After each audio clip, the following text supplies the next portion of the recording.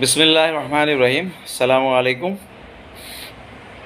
আপনারা যারা উপস্থিত আছেন, আশা করি সবাই ভালো আছেন।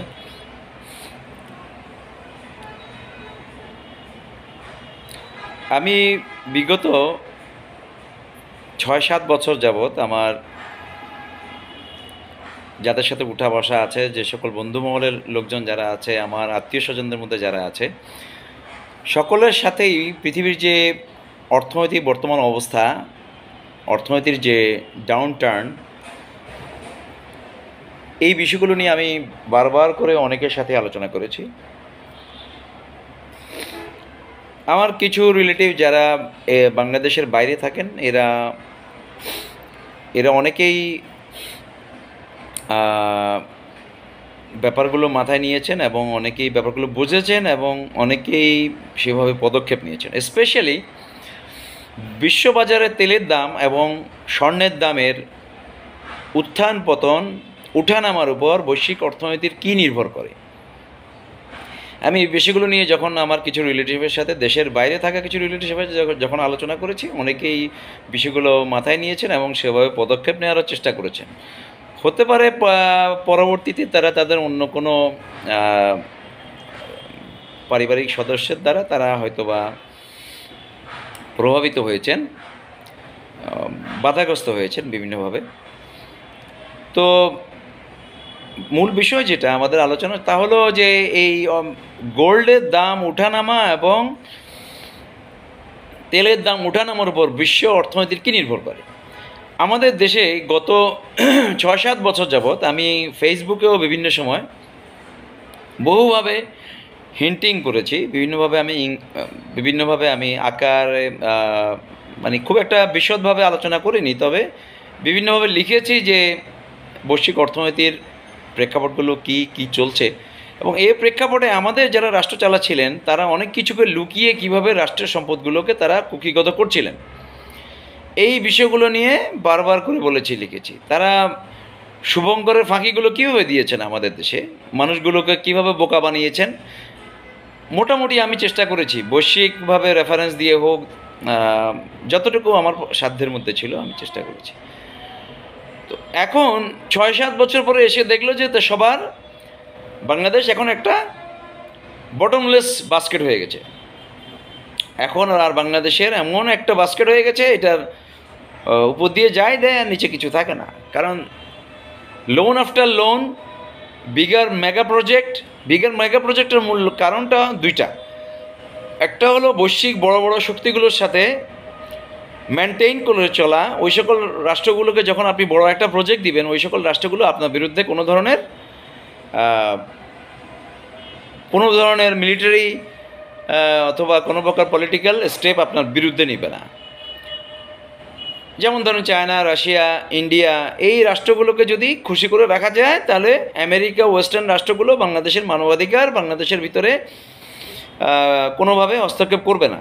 যে বাংলাদেশে একপাক্ষিকভাবে সব কিছু চলছিল, বাংলাদেশে অনেকে কথা বলতে পারতেন না, মানুষের রাজনৈতিক অধিকার বলতে কোনো জিনিস ছিল না, মানুষ কথা বলতে পারছিল না, রাজনৈতিক অধিকার, নাগরিক অধিকার কোনো কিছু ছিল না। তো এইভাবে করে রাষ্ট্রটাকে মেনটেন করছিল। এতে কি হচ্ছিল, রাষ্ট্রের ভিতরে যারা শিল্পপতি, রাষ্ট্রের ভিতরে যে হাতে গোনা 2-4টা কর্পোরেট গ্রুপ, তারা রাষ্ট্রপ্রধানের ফেভারে রাখার জন্য, কারণ তারা একটা বড় ধরনের শক্তি, তারা কিন্তু কর্পোরেট কিন্তু একটা গভর্নমেন্ট যারা পিপলস গভর্নমেন্ট, সাধারণ জনগণের সরকার যেটা, সেটা একটা গভর্নমেন্ট। কর্পোরেটও কিন্তু একটা গভর্নমেন্ট। কর্পোরেটের ওদের একটা বড় ধরনের শক্তি আছে। কর্পোরেটের যারা নিয়ন্ত্রণ করে তারা একটা বড় শক্তি, কর্পোরেট গ্রুপগুলো। তো তারা যেন সবসময় গভর্নমেন্টের ফেভারে থাকে, এর জন্য তাদেরকে রাষ্ট্রের যত লোন, রাষ্ট্রের যত ধরনের আর্থিক সহযোগিতা সব তাদেরকে দিচ্ছিল। তো এতে করে কি হচ্ছিল, একদিকে সরকারি কর্মকর্তা, ব্যুরোক্রেটস, রাষ্ট্রের সচিব, পুলিশ থেকে শুরু করে একদম আনসার বিডিপি থেকে শুরু করে রাষ্ট্রের উপরি পর্যায়ে পর্যন্ত যে যার মতো লুটপাট করছিল। যারা কর্পোরেট গ্রুপ তারা ব্যাংকগুলোকে লুটে খাচ্ছিল, তারা রাষ্ট্রের মূল যে ট্রেজারি সেটাকে তাদের কমপ্লিট নিয়ন্ত্রণে নিয়ে চলে গেল। রাষ্ট্র কী করছিল? রাষ্ট্রের ট্রেজারির অর্থ এবং ব্যাংকের টাকাগুলো দিয়ে মন মতো ব্যয় করছিল, সেটা থেকে নেতাদেরকে একটা বড় ধরনের কমিশন নেয়ার সুযোগ করে দিচ্ছিল। তো এতে কি হলো? সাধারণ মানুষ থেকে কীভাবে নিচ্ছিল? ট্যাক্স ভ্যাট বাড়িয়ে দ্রব্যমূল্যের দাম বাড়িয়ে এবং ট্যাক্স ভ্যাট বাড়িয়ে সাধারণ মানুষের কাছ থেকে মানুষের সম্পদগুলো কেড়ে নিচ্ছিল। একদিক থেকে মানুষের ক্রয় ক্ষমতা কমে গেল, সাধারণ মানুষ আর ক্রয় করতে পারছিল না, এবং যেটা আজকে তলানিতে এসে পৌঁছেছে, দুর্ভিক্ষ পরিস্থিতি সৃষ্টি করে ফেলেছে। ব্যবসা বলতে বাংলাদেশের কোনো সেক্টরে এখন আর কোনো ব্যবসা নেই।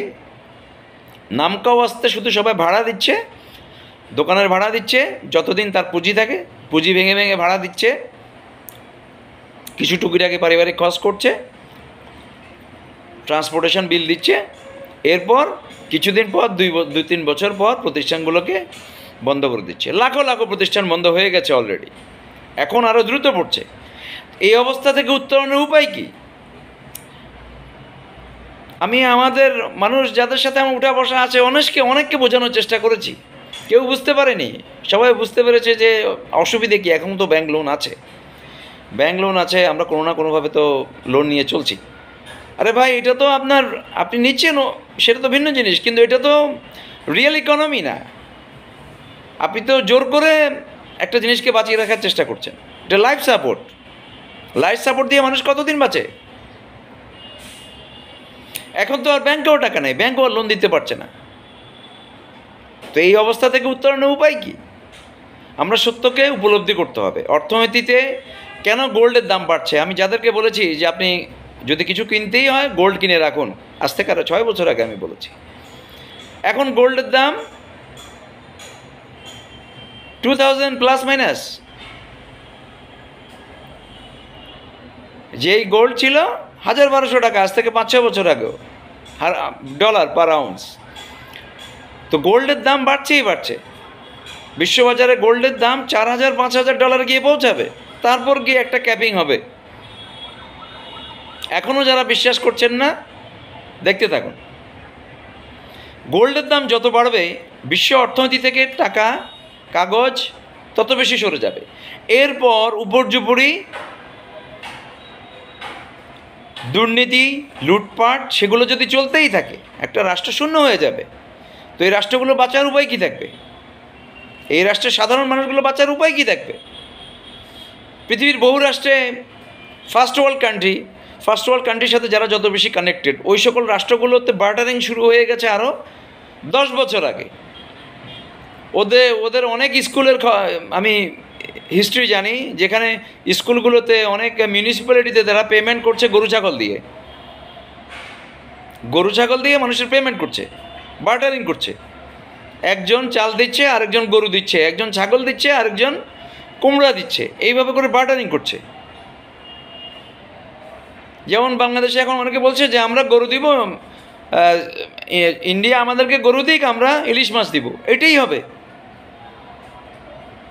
ট্রেডিং ইমব্যালেন্স যত বেশি হবে, বার্টারিংয়ের ক্ষেত্রে পণ্য বিনিময় হবে, কারণ রাষ্ট্রগুলোর কাছে অর্থ নেই, অর্থশূন্য হয়ে যাচ্ছে।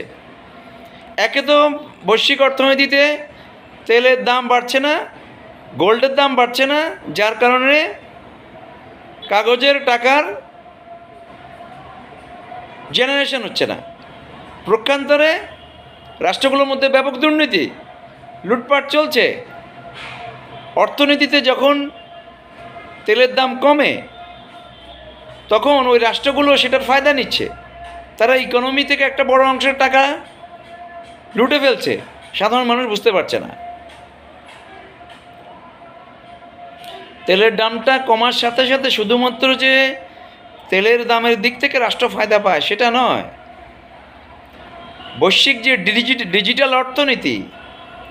ডিজিটাল অর্থনীতিটা শুধুমাত্র আপনি ডিভাইসে দেখতে পান, আপনার টাকাকে আপনি শুধু ডিভাইসের ডিজিট আকারে দেখতে পান, সেই ডিজিট থেকে একটা বড় অংশ আউট হয়ে যায়। যত পার্সেন্ট তেলের দাম পতন হবে, তত পার্সেন্ট ডিজিট আউট হয়ে যাবে। ব্যাপারটা কি আপনারা বুঝতে পারেন? বৈশ্বিক তেলের দামের ওঠানামার সাথেই বিশ্ববাজারে সূচক, ওয়ার্ল্ড স্টক এক্সচেঞ্জে সূচক আপ ডাউন হয়। সূচক আপ ডাউন হলে ডিজিট আউট হয়ে যায়, ডাউন হলে ডিজিট আউট হয়ে যায়। যে ডিজিটটা আউট হয়ে যায় সেই পরিমাণ কাগজ ব্যাংকে যেটা থাকে সেটাকে তারা কি করে আপনি জানেন? সেটাকে তারা কেটে ফেলতে হয়। বাংলাদেশে গত কিছুদিন আগে 3-4 বছর আগে 5 বছর আগে একবার কেটে ফেলেছিল কিছু টাকা। ভারতে অনেক টাকা বাতিল করে দিতে হয়েছে। এটা কেন করতে হয়েছে? যত টাকা ডিজিট আউট হবে, যত ডিজিট আউট হবে তত টাকার কাগজ, তত পার্সেন্ট কাগজ নষ্ট করে ফেলতে হবে। এখন ওই টাকাটা তারা নষ্ট করে না, অনেকে লুটে পুটে ওই টাকাটা নিয়ে চলে যায়। এইভাবেই লুটপাট চলছিল, এখনো চলছে।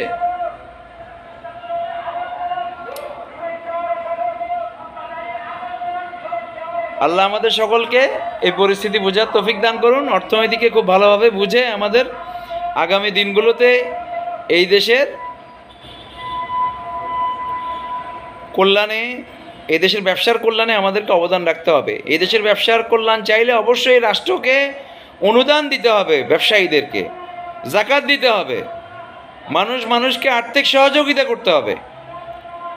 ব্যবসা না টিকলে এই দেশের কর্পোরেট টিকবে না, এই দেশের ব্যাংক টিকবে না, এই দেশের রাষ্ট্রের মানুষের সাথে রাষ্ট্রের বারবার সংঘাত আসবে। এখনও যারা চেষ্টা করছেন ব্যবসা করার জন্য, মানুষ তো চেষ্টা করবেই, আমরা সবাই করছি। আমরা নিজেরা ব্যবসা নিয়ে অনেক স্ট্রাগল করছি, কিন্তু আমাদের অবস্থা খুবই করুণ হয়ে গেছে। আমরা কোনোভাবেই কাটিয়ে উঠতে পারছি না, কারণ মানুষের হাতে টাকা নেই, মানুষের হাত শূন্য করে ফেলা হয়েছে।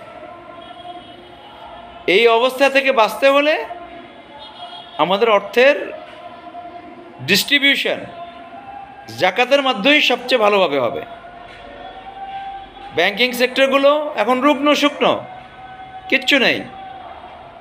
জাকাতের মাধ্যমে এদেশের ধনীদের সম্পদ সাধারণ মানুষের হাতে আসবে। এছাড়াও যারা ধনী আছেন, আপনারা আপনাদের আত্মীয় স্বজন পরিবারবর্গকে আর্থিকভাবে অনুদান দিন, রাষ্ট্র অনুদান দিন। অন্যথায় এই অবস্থার সমাধান খুব দ্রুত আসবে না। যদি না হয় দেশের মধ্যে অসন্তোষ থেকে বিদ্রোহ বারবার হবে। আপনারা বিশ্বাস করুন আর না করুন, আমি বারবার মানুষকে বলেছি, গত 4-5 বছর আগে মানুষ বলতো যে অর্থনীতির সাথে মারামারির সম্পর্ক কী, রাষ্ট্রে বিদ্রোহের সম্পর্ক কী। এখন তো দেখতে পাচ্ছেন ভাই, এখনও যদি বুঝতে না পারেন আপনাদেরকে আর কীভাবে বুঝাবো? আপনি কি মনে করেন এই লোকগুলো বাংলাদেশে শুধু কোটা আন্দোলন করে এই বিদ্রোহ হয়েছে? না ভাই, আপনি 1 কোটি বার কোটার কথা বললেও, 2012 সালে 13 সালের অর্থনৈতিক অবস্থা থাকলে আপনি 1 কোটি বার কোটার কথা বললেও কেউ রাস্তায় নেমে আসতো না। মানুষের অর্থনৈতিক অবস্থা খুবই ভয়ানক, মানুষ ভয়ানকভাবে কষ্টে আছে, কোটি কোটি লোক। এই কারণে কোটি কোটি লোক রাস্তায় নেমে এসেছে, এই কারণে বাংলাদেশে বিদ্রোহ হয়েছে। তো অর্থনৈতিক অবস্থার তো সাথে সাথে উন্নতি হয়ে যায়নি। যেহেতু সমস্যাগুলো আছে, এই সমস্যাগুলো সমাধান করতে হবে। না করলে যে মানুষগুলো অর্থনৈতিকভাবে ক্ষতিগ্রস্ত তারা বারবার বিদ্রোহ করবে। আপনি পৃথিবীর সাম্প্রতিক সময়কার পৃথিবীর অবস্থাগুলো জেনে দেখুন। ইরানে কি হচ্ছে, লেবাননে কি হচ্ছে, সিরিয়াতে কি হচ্ছে, কিছুদিন পরপরই বিদ্রোহ হচ্ছে, কিছুদিন পরপরই বিদ্রোহ হচ্ছে।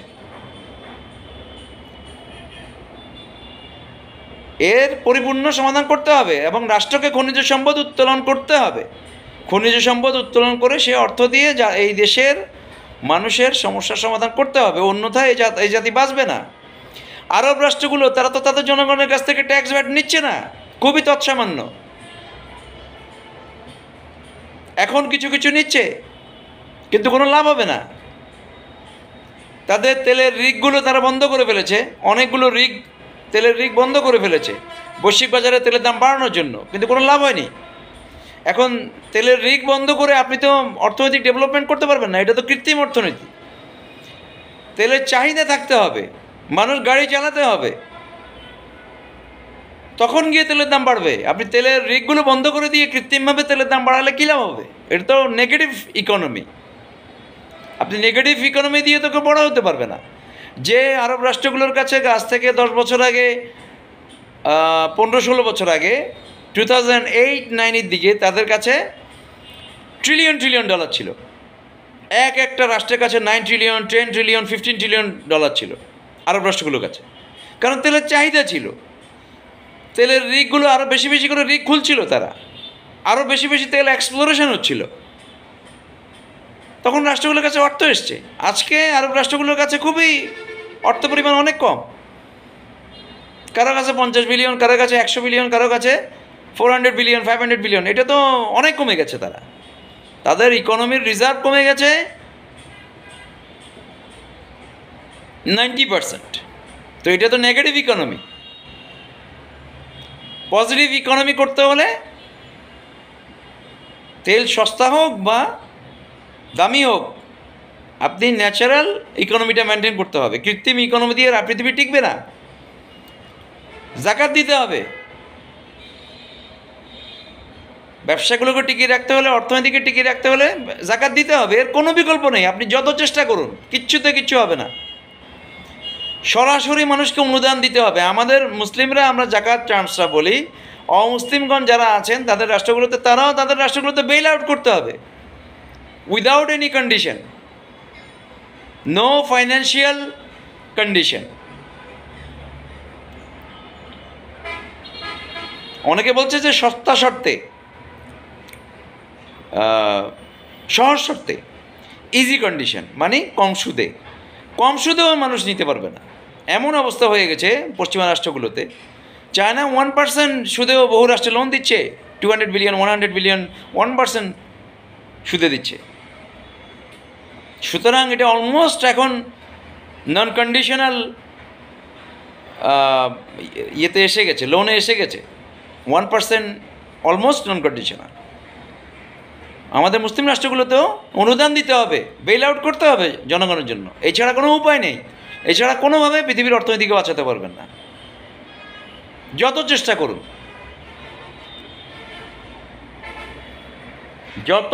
করুন। আপনি ইনফ্লেশন করে, পণ্যের দাম বাড়িয়ে, কোনো রাষ্ট্রের ভিতরের